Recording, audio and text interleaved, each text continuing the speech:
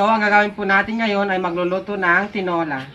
Ito naman po yung luya, at ito naman po yung bawang, ito naman po yung sibuyas, at ito naman po yung nor cube, panghalo po sa tinola. At ito naman po yung karne, yan, yung gagawin po nating tinola. At ito naman po yung papaya, yan. Ito po yung gagawin natin ngayong tinolang manok.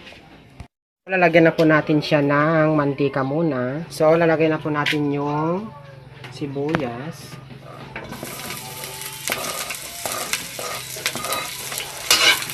Yan, hintayin po natin siyang mag-brown.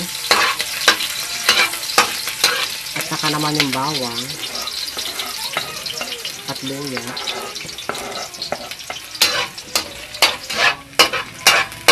Ayan, medyo nagbabrown na siya.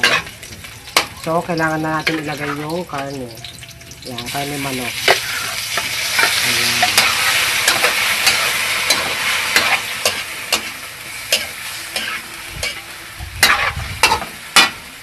Ayan. Takpan muna natin siya. Ayan. Ilalagay na po natin yung asin at yung konting seasoning.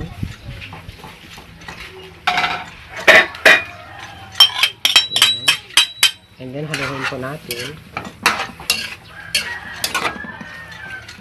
Ayan. Nalagay po natin yung asin sa konting seasoning. So, tatakpan natin po ulit. Buksan natin po ulit. Yan, lagyan po natin ng tubig. Haluin po natin ulit. And then, tatakpan na po natin. Hintayin po natin kumulo. Yan, bubuksan na po natin ulit. Ilalagay na po natin yung papaya. Yan. So, yan. Luto na po siya. So, kailangan po natin ilagay yung nor cubes. Ayan, ito po yung nor cubes.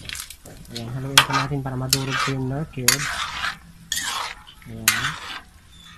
Tatakpan po natin ulit. So, yan, luto na po siya. So, kailangan natin buksan. Tikman po natin ang tinolang manok.